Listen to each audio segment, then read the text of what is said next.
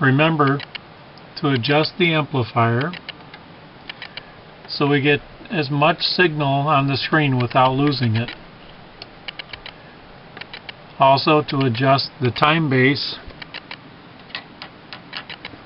so we display one full wave or one cycle. So here's the start of the cycle. There's half. There's the end of it, and it starts again. So this is not interesting to us. So to here. Now we want to measure from here to here.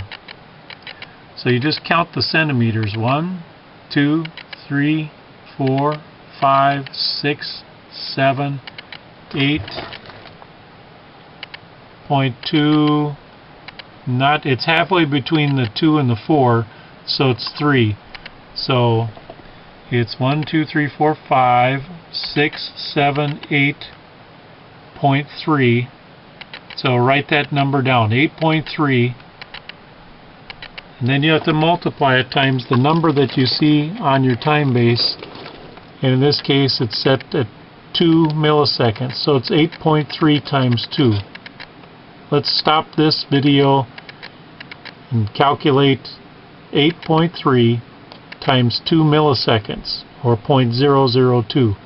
So it's 8.3 times 0.002. Tell me what that answer is.